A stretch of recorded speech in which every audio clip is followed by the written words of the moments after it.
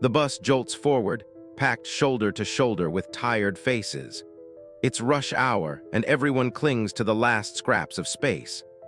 Among them, a weary single dad grips a lunchbox in one hand and grocery bags in the other, his little boy pressed against his side. Near the back, an elderly woman wobbles, her hands trembling as she clutches the rail. No one moves. Heads bow deeper into phones, pretending not to notice. But the dad does. Without hesitation, he shifts the weight of his bags, gently guides his son closer, and rises. "Please, ma'am, sit here," he says softly. The woman sinks into the seat with relief. The bus continues its noisy crawl, unaware of the quiet act of kindness.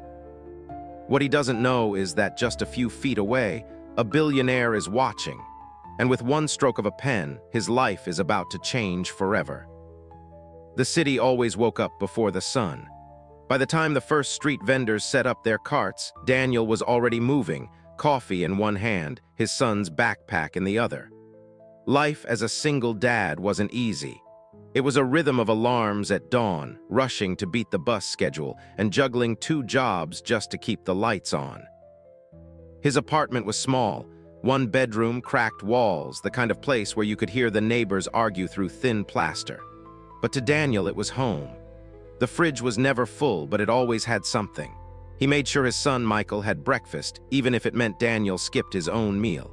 Cheap cereal, toast, or leftovers from the night before, it didn't matter. What mattered was that his boy never felt the hunger Daniel quietly carried.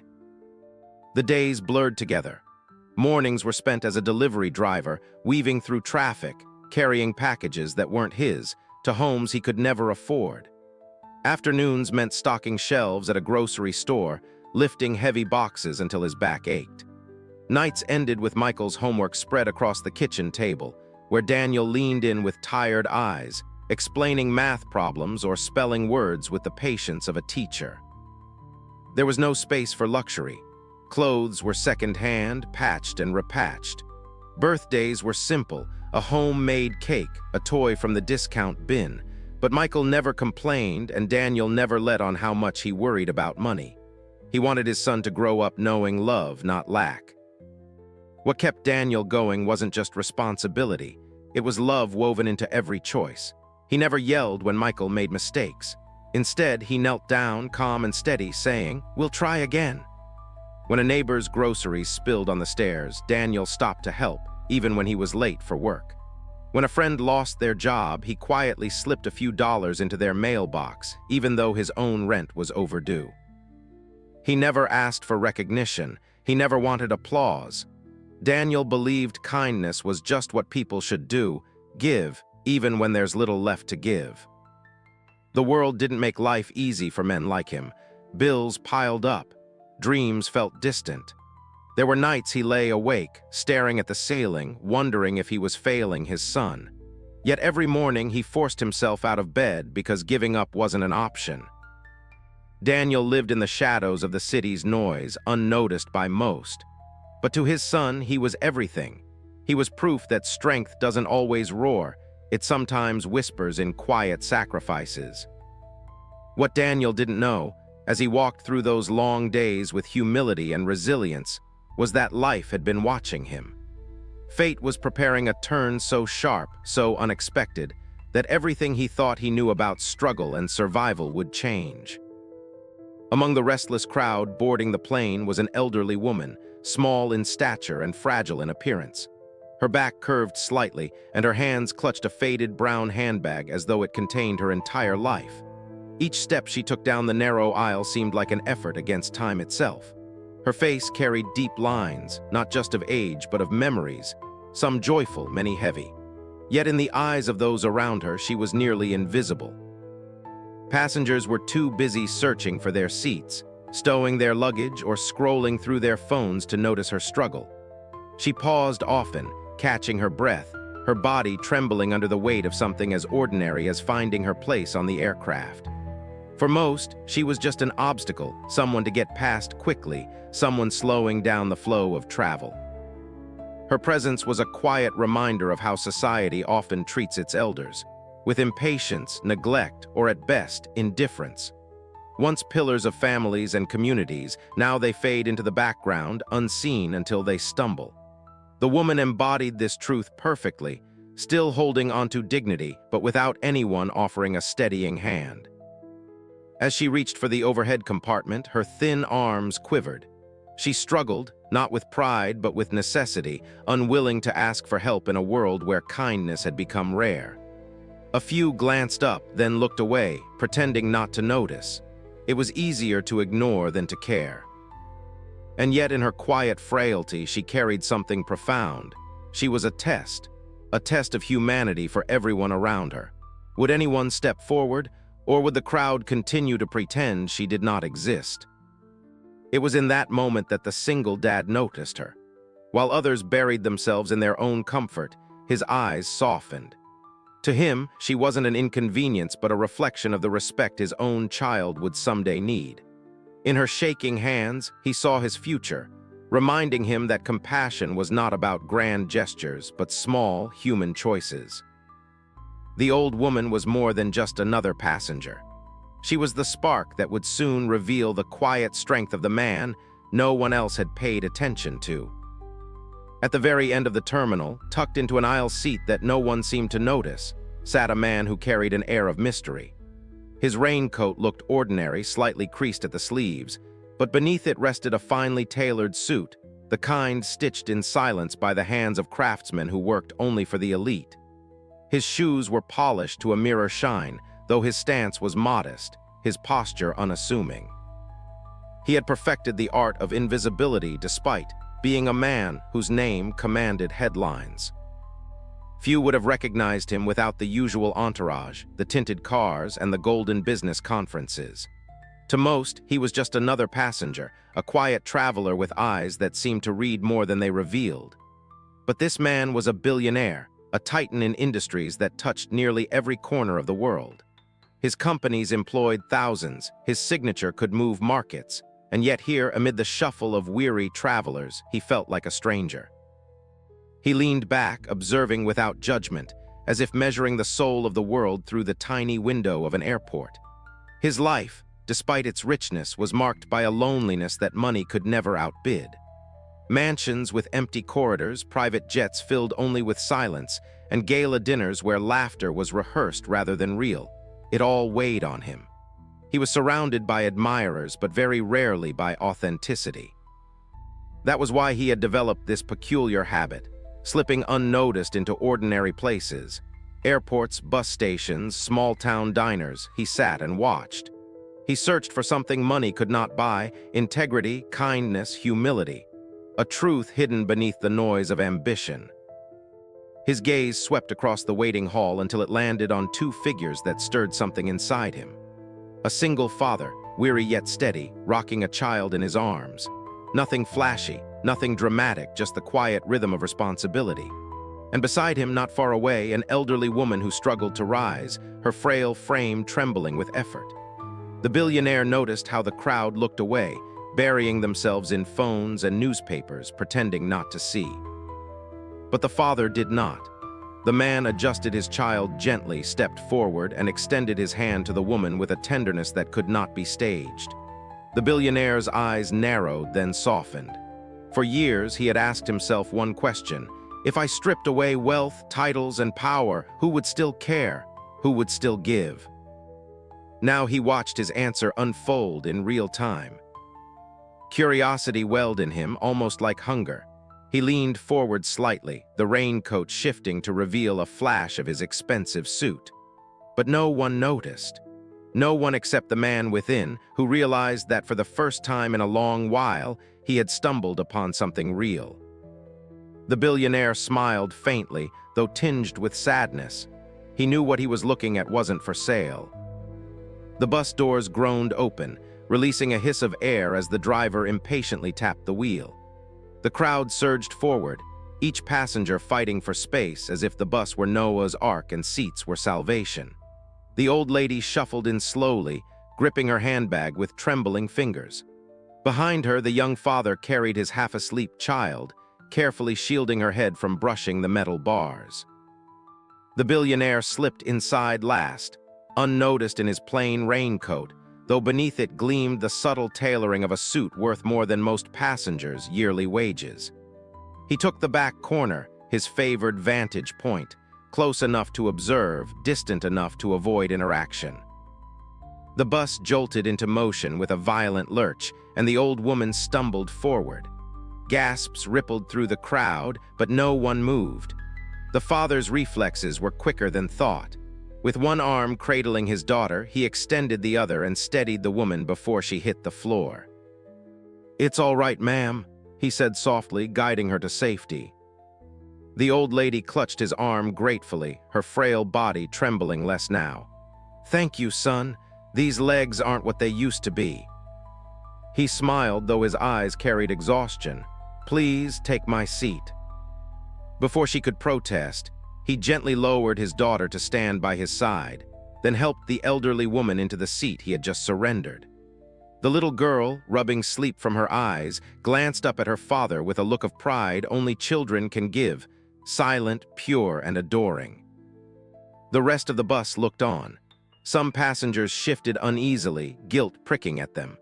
Others avoided eye contact, pretending to be absorbed in their phones or the blur of city streets flashing past the windows. The billionaire, however, saw everything. From his shadowed corner, his gaze lingered on the small details. How the father adjusted his daughter's coat to keep her warm. How he held the pole with both strength and tenderness. How not a trace of resentment crossed his face despite the clear ache in his body. The billionaire felt an unfamiliar tightening in his chest. He had seen men fight over contracts worth billions, had watched powerhouses crumble under greed, and had signed deals that altered the lives of thousands. Yet here, in the quiet dignity of a stranger giving up his seat, he sensed a kind of wealth no amount of money could ever purchase. The child leaned against her father's leg, small fingers clutching his worn trousers. He bent slightly, whispering something to make her smile. A simple act, yet to the billionaire it glowed brighter than the chandeliers in his mansion. No one else seemed to notice. To them it was a minor gesture gone in a heartbeat, but to the man at the back it was a revelation. For all his possessions, houses in Paris, yachts in Monaco, paintings worth fortunes, he lacked this unpolished gem of humanity. This father had no riches, yet carried himself like the wealthiest man alive. Rich in sacrifice, rich in kindness, rich in love. The bus rattled on, its engine growling through puddled streets. The billionaire remained still, his sharp eyes tracing the lines of fatigue on the father's face, the soft glow of admiration in the daughter's. Something stirred within him, a mixture of envy and respect. And for the first time in years, the billionaire wondered if perhaps he had been searching for wealth in the wrong places.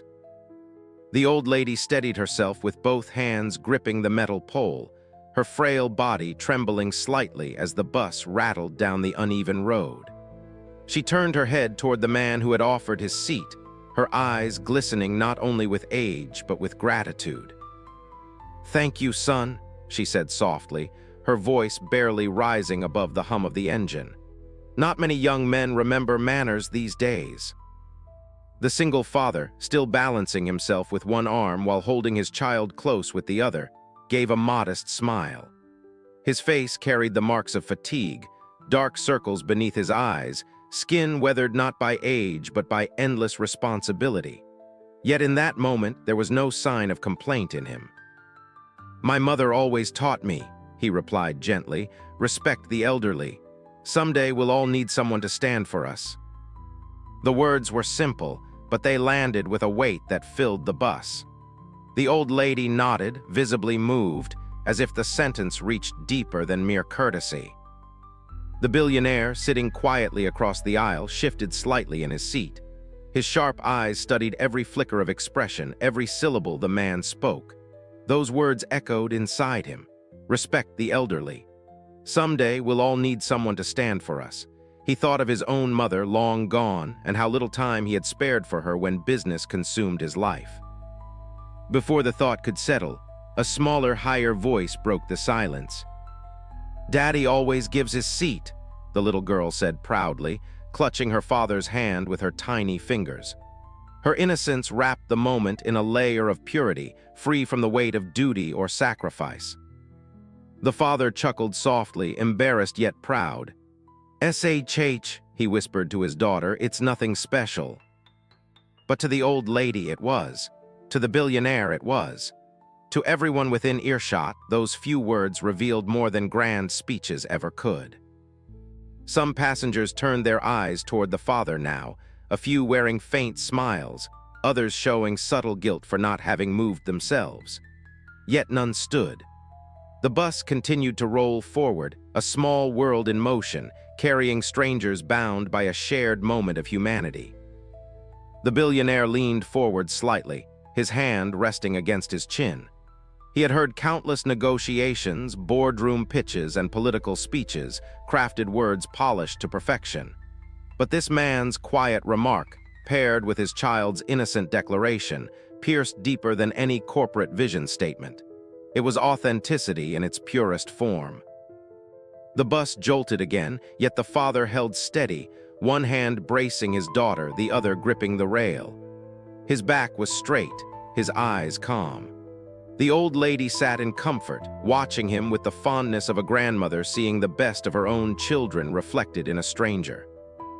For the billionaire, this was not just a moment of courtesy, it was revelation. In that cramped bus, he witnessed how values are carried, not in wealth, not in power, but in the quiet choices repeated daily. A father's teaching becomes a child's pride. A small act becomes a legacy. And he realized, for perhaps the first time in years, that greatness was not always loud. Sometimes it was spoken softly, passed from one generation to the next, on an ordinary bus ride through an ordinary city. The bus slowed as it rolled into the heart of downtown, air brakes hissing as neon lights from shops spilled across the windows.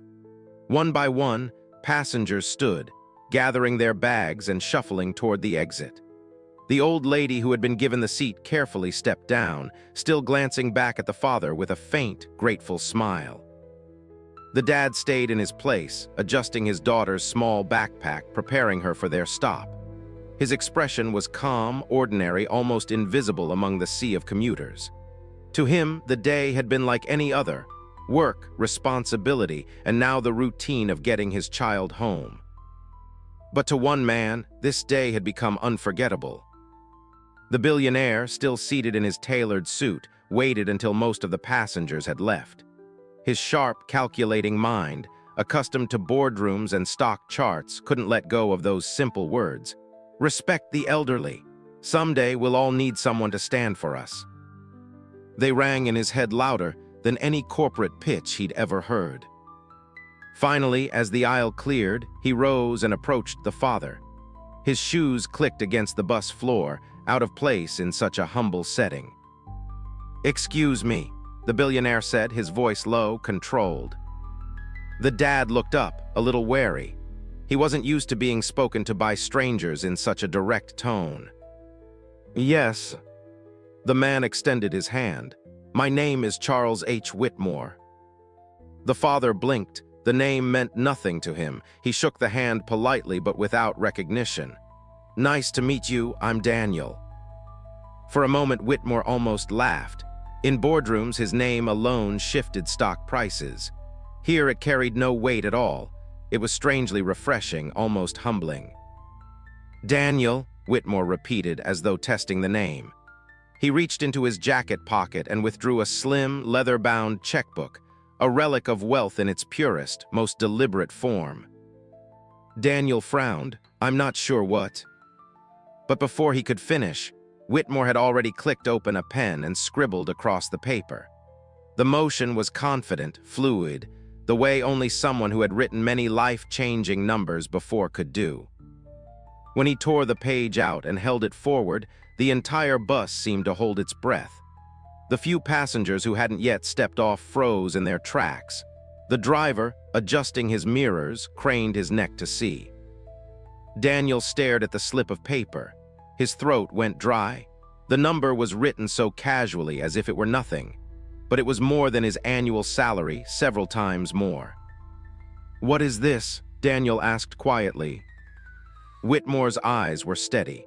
The world doesn't reward kindness enough, but today I will. This is not charity, it's an investment in integrity. Gasps rippled through the crowd. Whispers started, followed by stunned silence. Daniel shook his head, almost panicking. I can't accept this. I didn't do anything, I just gave up a seat.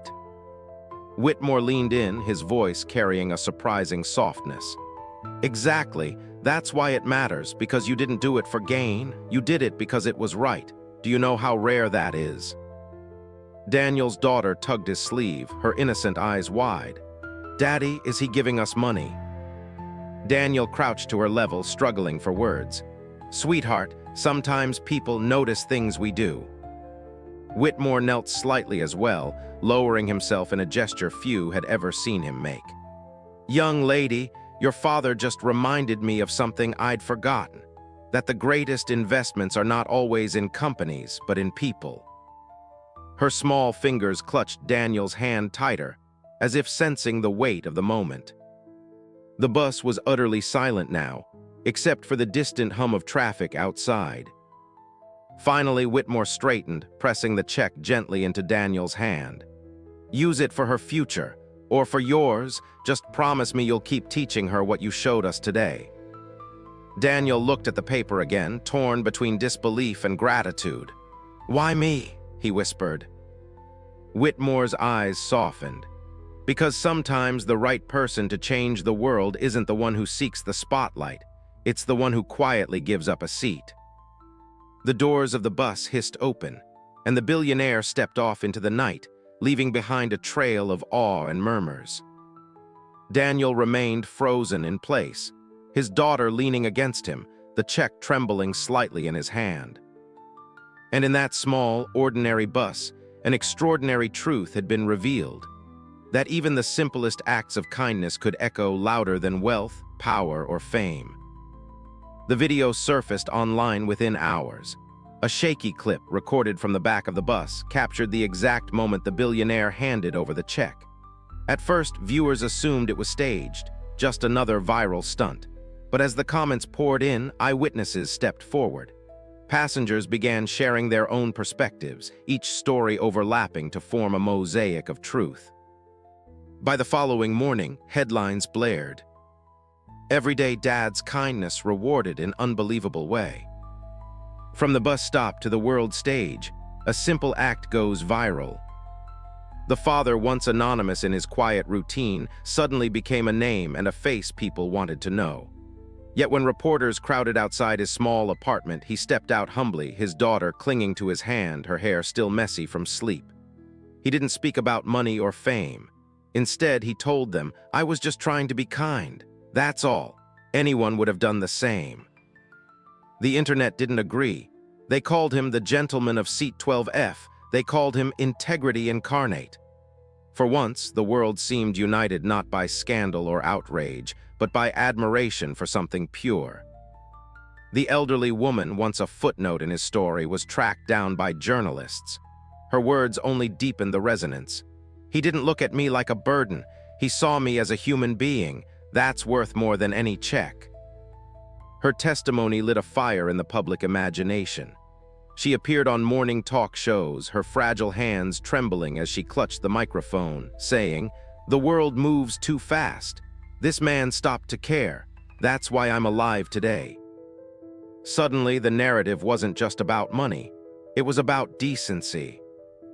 Letters began to arrive at the father's doorstep, handwritten notes from strangers across the globe.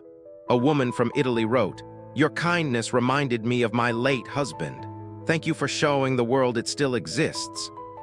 A soldier from Afghanistan sent him his own medal, declaring, "You deserve this more than I ever did." The father's modest mailbox overflowed with tokens of appreciation.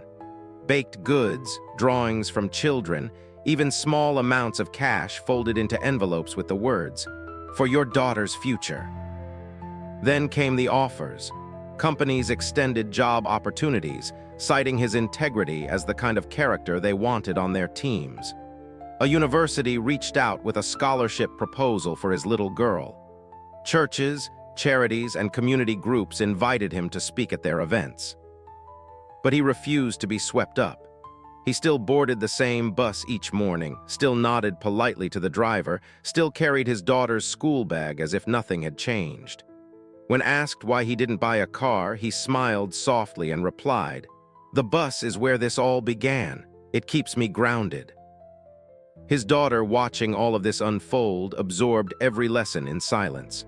One evening, as they sat on their worn-out couch, she whispered, "Daddy, I'm proud of you." He kissed her forehead and replied, "Be proud of kindness, not of me. Kindness is what lasts." The billionaire, meanwhile, remained curiously quiet. He refused interviews, dodging the spotlight with a single statement released through his foundation. "This wasn't about me. This was about rewarding what the world too often overlooks, everyday integrity. Let it ripple." And ripple it did. Schools across the country began sharing the father's story in classrooms, framing it as a modern parable. Teachers asked their students, "What would you have done?" Social media challenges sprouted, not to show off wealth or fame, but to perform anonymous acts of kindness. Ripple of kindness began trending worldwide. For once, the internet wasn't mocking, wasn't tearing apart. It was building. People filmed themselves helping neighbors, carrying groceries for strangers, paying for someone's meal, and they traced the inspiration back to a man on a bus who simply refused to let an old woman stand. In that sense, the father's reward wasn't the check, nor the attention, nor the offers flooding in. His true reward was watching the world catch its breath and remember what humanity looked like: ordinary, quiet, and deeply good. Even as the noise of fame threatened to consume him, he stood steady. Each day, he held his daughter's hand a little tighter, teaching her, not with speeches but with example, that kindness isn't a performance. It's a choice, one that, when made sincerely, can echo across the world. And so the ripple spread, further than any check, louder than any headline, stronger than any fleeting viral trend. Because kindness, once ignited, has no borders. The check did not burn a hole in his pocket the way sudden fortune usually does. For the single dad, money was never about indulgence, never about things he couldn't pronounce or brands he'd never cared to follow. It was about stability. The morning after depositing the billionaire's gift, he still woke early, still tied his shoes with the same worn laces, still walked his daughter to school with her hand wrapped tightly in his. But there was a new steadiness in his step, the kind of certainty that comes when the ground beneath you no longer feels like quicksand. The first change was for her, the child who had learned too young what sacrifice looked like. He enrolled her in a better school, a place where the books weren't outdated, where classrooms weren't overcrowded, where teachers had the patience to notice a shy child blooming in the back row. For the first time, he saw his daughter carry curiosity like a crown instead of fear like a burden. She came home with new words, new questions, and laughter that echoed longer through the small apartment. Next came the home. Not a mansion, not even a grand new address, but the quiet dignity of repairing what was broken. The leaky faucet that had dripped for years was finally silenced. The peeling paint on her bedroom wall was smoothed and replaced with soft lavender, her favorite color. Even the cracked window was fixed, keeping the winter chill at bay. Their home didn't transform into luxury, but into comfort, a nest sturdy enough to hold dreams without crumbling. And then came an unexpected call. The billionaire, a man who lived in glass towers and spoke in boardrooms where time was measured in millions, invited him to lunch, not at a grand hotel, but at a modest diner tucked away in the city. The dad arrived nervously, wearing his only clean button-down shirt, expecting perhaps another gesture of charity. But the billionaire surprised him with something else entirely. "You reminded me of my father," he confessed, staring at the steam rising from his coffee. "He grew up with nothing. He taught me that wealth isn't measured in numbers, but in how you use what you're given. Watching you with your daughter, it brought him back to me, and it made me realize how far I've drifted from his lessons." The dad sat in silence, humbled. He had never imagined his small life could awaken memories in a man whose name carried weight on stock exchanges. The billionaire continued, "I want you to come work with my foundation. We need voices like yours, people who understand resilience, who can talk to struggling families not with pity but with lived truth. I don't need another strategist. I need someone real. The offer was staggering. Not a handout, not charity, but trust. A seat at the table where decisions could ripple outward to lives like his own. After years of feeling invisible, here was a chance to be seen, and more than that, to help others who walked the same difficult path. And so, the transformation deepened. By day, he shared his story in community centers, shelters, and schools, places where people still fought the battles he once thought he'd never escape. He spoke not with the polished tone of a motivational speaker, but with the rough edges of a man who knew hardship firsthand. And people listened. They saw themselves in his journey and believed, perhaps for the first time, that they too could climb out of their circumstances. By night, he remained who he always was, a father who tucked his daughter in, who made sure she brushed her teeth, who whispered bedtime stories even when exhaustion pulled at his eyes. The check had given them stability, but it was his choices that gave them dignity. The billionaire, too, was changed. For years, he had written checks large enough to make headlines, but they had felt empty, transactions more than transformations. Watching the dad use his gift not for excess, but for purpose reminded him of values buried under decades of wealth. Their friendship grew from mutual respect, not dependency. They began to meet often, not as benefactor and beneficiary, but as two men bound by a shared truth, that the greatest legacies are not measured in skyscrapers, but in lives touched. The encounter that began with a seat on an airplane had blossomed into something neither man could have predicted. The dad had gained stability, dignity, and a platform to help others. The billionaire had gained a mirror reflecting the man his father had raised him to be. In the quiet balance between wealth and struggle, both had found transformation. Life is full of moments we often overlook, small decisions that seem ordinary at the time, yet carry extraordinary weight. On that crowded flight, a single father gave up his seat, thinking only of his child's rest. He expected nothing in return, but in that quiet act of kindness, he unknowingly opened the door to a future he never imagined. The billionaire, hidden in plain sight, was watching, and what he saw was not wealth or power, but character. He was reminded of his own father, a man who rose from nothing and taught him that true greatness is never measured in money, but in humanity. For him, the gesture was not about a seat. It was about respect, humility, and the rare ability to place another's comfort above one's own. The single dad walked away from that day with more than financial security. He gained stability for his child, a renewed sense of dignity, and the opportunity to share his story as a mentor for others. His life was transformed, not because he sought it, but because he embodied the quiet power of selflessness. And the billionaire, though surrounded by luxury, rediscovered something priceless, the reminder that kindness is the most enduring form of wealth, the kind of wealth that can't be spent, lost, or stolen, but only multiplied when shared. We often believe kindness goes unnoticed, but sometimes in the quietest corners of life, someone is watching, and in those moments, the smallest gestures can ripple into legacies. The moral is simple yet profound. Greatness is not defined by what we keep, but by what we give, even when it costs us comfort. So the next time you're faced with a choice, remember this story. A seat on a plane, a moment of kindness, a chance to change a life, perhaps even your own. Because true wealth isn't counted in dollars, it's counted in humanity.